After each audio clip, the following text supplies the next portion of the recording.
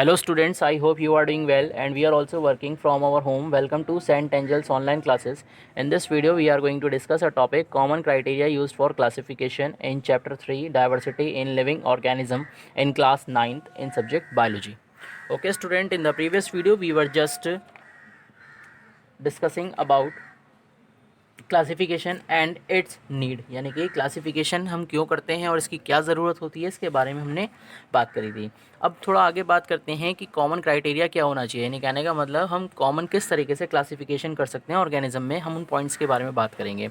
तो सबसे पहले हेयर आर सम पॉइंट्स, कुछ पॉइंट्स की बात करते हैं। सबसे पहले फर्स्ट पॉइंट आता है बच्चों आपका, जो फर्स्ट पॉइंट के बेस पर हम कैरेक्टराइज करेंगे वो होता है बेटा नेचर ऑफ सेल। हम इसके बेस पे कर सकते हैं नेचर ऑफ सेल, यानी हम सेल की नेचर के बेस पे क्या कर सकते हैं बेटा, क्लासीफाई कर सकते हैं।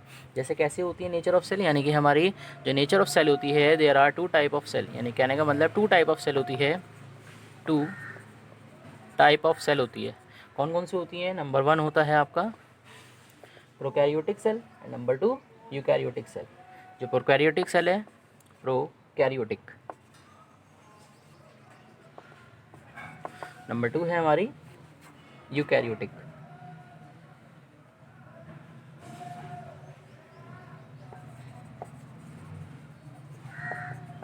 नंबर 1 कौन सी है बच्चों हमारी? प्रोकैरियोटिक। और नंबर 2 कौन सी होती है? यूकैरियोटिक।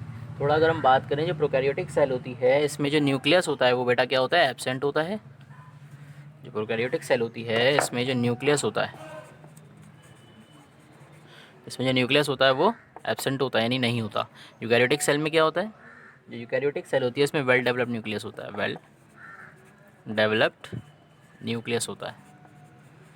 इसमें क्या होता है? वेल डेवलप्ड न्यूक्लियस प्रेजेंट होता है। फिर बात करते हैं इसमें जो प्रोकैरियोटिक सेल है ये क्या करती है, इसमें मेम्ब्रेन बाउंड ऑर्गेनेलीज प्रेजेंट नहीं होती। इसमें कौन सी ऑर्गेनेली प्रेजेंट नहीं होती बच्चों? इसमें membrane bound organelle, membrane bound organelle, membrane bound organelle present नहीं होती। इसमें क्या होता है बच्चों? मेम्ब्रेन वाली ऑर्गेनेलीज कैसी होती है बेटा? प्रेजेंट होती हैं। मेम्ब्रेन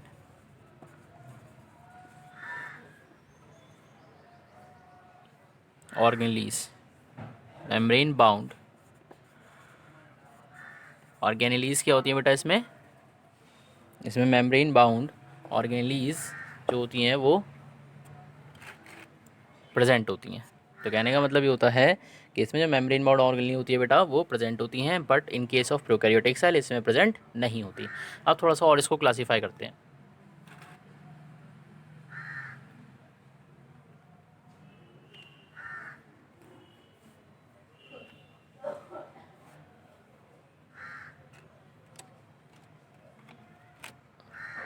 अब थोड़ा सा आगे बढ़ते हैं बच्चों इसमें, और हम क्लासीफाई कैसे कर सकते हैं। फिर हम करते हैं बेटा क्लासीफाई सेल्यूलर कंपोजिशन के बेस पे कर सकते हैं। सेल्यूलर कंपोजिशन, सेल्यूलर कंपोजिशन के बेस पर क्या कर सकते हैं बेटा? हम क्लासीफाई कर सकते हैं। कैसे कर सकते हैं? जैसे अगर हम बात करें जो ऑर्गेनिज्म है वो दो कैसा होता है बेटा? जो ऑर्गेनिज्म होता है वो आपका यूनिसेल्युलर भी हो सकता है और वो आपका मल्टी सेल्युलर भी हो सकता है। यानी कहने का मतलब कि वो ऑर्गेनिज्म जो यूनिसेल्युलर होता है और दूसरा ऑर्गेनिज्म कौन सा होता है बेटा? Multi cellular. तो कहने का मतलब दोनों ही ऑर्गेनिज्म में क्या कर सकते हैं बेटा? हम क्लासीफाई कर सकते हैं। यानी कहने का मतलब वो ऑर्गेनिज्म जो यूनिसेल्युलर है उसे हम क्या करेंगे? एक ग्रुप में रखेंगे, और जो दूसरा वाला ऑर्गेनिज्म है जो मल्टी सेल्युलर है उसे क्या करेंगे बेटा? हम दूसरे ग्रुप में रखेंगे।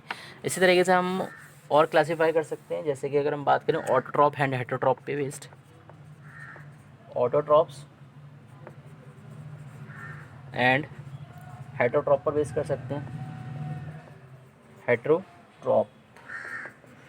तो बात करते हैं ऑटोट्रॉप एंड हेटरोट्रॉप क्या होते हैं। ऑटोट्रॉप का मतलब ये होता है बेटा कि पहले ऑटोट्रॉप की बात कर लेते हैं। ऑटोट्रॉप का बेटा मतलब ये होता है कि वो ऑर्गेनिज्म जो अपना फूड अपने आप बना सकते हैं in the presence of sunlight. यानी कौन होते हैं बेटा? वो आपके होते हैं ओनली ग्रीन प्लांट्स। ओनली क्या होते हैं बेटा? ग्रीन प्लांट्स होते हैं। वो क्या करते हैं? अपना फूड अपने आप बना सकते हैं। So these are called autotrophs. बात करते हैं हेटरोट्रॉप्स कौन से होते हैं बेटा। हेटरोट्रॉप्स आपके वो ऑर्गेनिजम्स होते हैं जो अपना फूड अपने आप नहीं बना सकते, यानी which can not prepare their own food, जो अपना फूड अपने आप नहीं बना सकते, दीज आर कॉल्ड हेटरोट्रॉप्स। जैसे फॉर एग्जांपल एनिमल हो गया।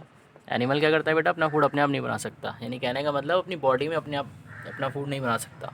इसी तरीके से अगर बात करें ह्यूमन बॉडी, ह्यूमन बॉडी ये अपनी बॉडी में अपने आप अपना फूड नहीं बना सकते, तो दीज आर कॉल्ड हेटरोट्रॉप्स। ये किस पर डिपेंड होते हैं बेटा, ये डिपेंड होते हैं ग्रीन प्लांट्स पे, यानी ग्रीन प्लांट्स के थ्रू क्या करते हैं, इनको अपना फूड मिलता है, या दूसरे ऑर्गेनिजम्स पे क्या करते हैं बेटा, डिपेंड करते हैं फूड को लेने के लिए। तो कहने का मतलब ये होता है कि इनको जो फूड मिलता है वो किससे मिलता है बेटा, या तो दूसरे ऑर्गेनिज्म से मिलता है या फिर किससे मिलता है बेटा, ग्रीन प्लांट से मिलता है। तो इस तरीके से क्या होता है बेटा, हम ऑटोट्रॉप्स एंड हेटरोट्रॉप्स में भी क्या कर सकते हैं, क्लासिफिकेशन कर सकते हैं।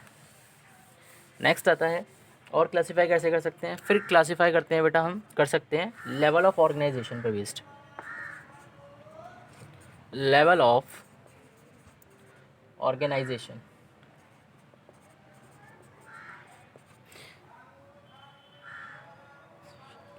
लेवल ऑफ ऑर्गेनाइजेशन के बेस पर भी क्या कर सकते हैं बेटा, हम इसको क्लासीफाई कर सकते हैं। जैसे अगर हम बात करें सम ऑर्गेनिजम्स कैसे होते हैं बेटा, some organisms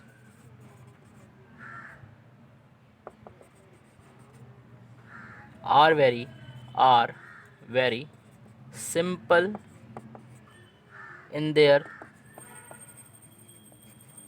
organisation, simple in their organisation.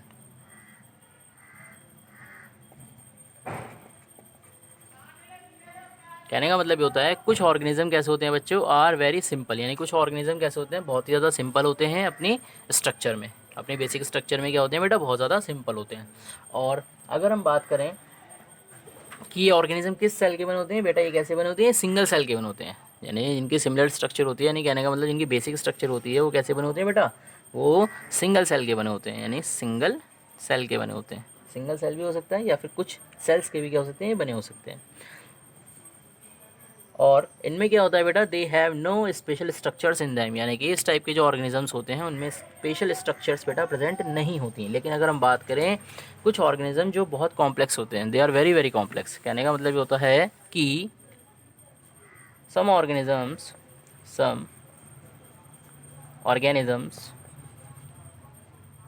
Are very complex,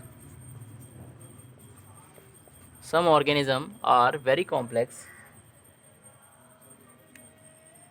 some organism are very complex, they have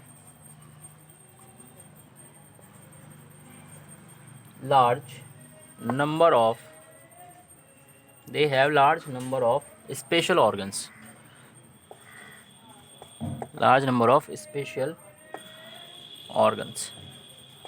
यानी कहने का मतलब ये हुआ कि सम ऑर्गेनिजम्स क्या होते हैं, आर वेरी कॉम्प्लेक्स, कुछ ऑर्गेनिजम्स क्या होते हैं बेटा, वो बहुत ज़्यादा कॉम्प्लेक्स होते हैं, and they have large number of special organs, यानी उनमें क्या होते हैं, large number of special organs क्या होते हैं, प्रेजेंट होते हैं। स्पेशल ऑर्गन्स का काम क्या होता है बेटा, स्पेशल ऑर्गन्स का काम ये रहता है कि वो क्या करते हैं, उस बॉडी को क्या करते हैं, सर्वाइव करने में हेल्प करते हैं, और डिफरेंट ऑर्गन क्या करता है, डिफरेंट वर्क को क्या करता है, कंप्लीट करता है। जैसे अगर मैं बात करूँ ह्यूमन बॉडी की, ह्यूमन बॉडी कैसी होती है बेटा, एक कॉम्प्लेक्स बॉडी होती है। कॉम्प्लेक्स बॉडी क्यों, क्योंकि बेटा ह्यूमन बॉडी में क्या होते हैं, बहुत सारे ऑर्गेनिजम्स होते हैं, यानी जैसे बात करें जो बहुत सारे,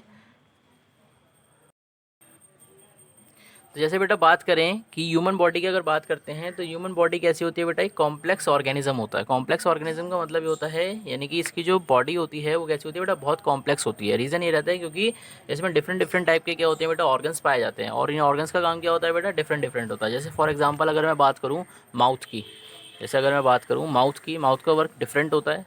जैसे अगर बात करते हैं माउथ की तो इसका वर्क क्या है बेटा, डिफरेंट है। आई की बात करें तो आई का वर्क क्या होता है बेटा, डिफरेंट है। जैसे बात करें माउथ की, माउथ क्या करता है बेटा, ये बोलने में हेल्प करता है, फूड को कंज्यूम करने में, खाने में हेल्प करता है। आई का काम क्या होता है बेटा, ये हमें चीज़ों को दिखाती है। इसी तरीके से बेटा जो हमारे हैंड होते हैं उनका काम क्या होता है बेटा, हैंड का काम ये होता है अपने हाथों से क्या करना होता है, हमें वर्क को कंप्लीट करना होता है। इसी तरीके जो हमारी लेग्स होती हैं उनका काम क्या होता है बेटा, उनका काम ये रहता है कि हमें क्या करना होता है, वॉक करना होता है और मूव करना होता है, move from one place to another place, यानी लोकोमोशन करने में क्या करते हैं बेटा, ये लेग्स हेल्प करते हैं। लोकोमोशन का मतलब ये होता है कि अगर एक ऑर्गेनिज्म एक प्लेस से दूसरे प्लेस पर मूव करके जाता है, दैट इज़ कॉल्ड लोकोमोशन। तो कहने का मतलब ये होता है हमें वॉक करने में, मूव करने में क्या करती हैं, लेग्स हेल्प करती हैं। तो इस तरीके से कहने का मतलब ये हुआ कि जो ऑर्गेनिजम्स होते हैं उनमें क्या होते हैं बेटा, डिफरेंट डिफरेंट टाइप के स्पेशल ऑर्गन्स होते हैं, और इनका काम क्या होता है बेटा, ये बॉडी में क्या करते हैं बेटा, अपना डिफरेंट फंक्शन को क्या करते हैं, कंप्लीट करते हैं, और ह्यूमन बॉडी को या कॉम्प्लेक्स ऑर्गेनिज्म को क्या करते हैं बेटा, सर्वाइव करने में हेल्प करते हैं। नाउ अब बात करते हैं इसमें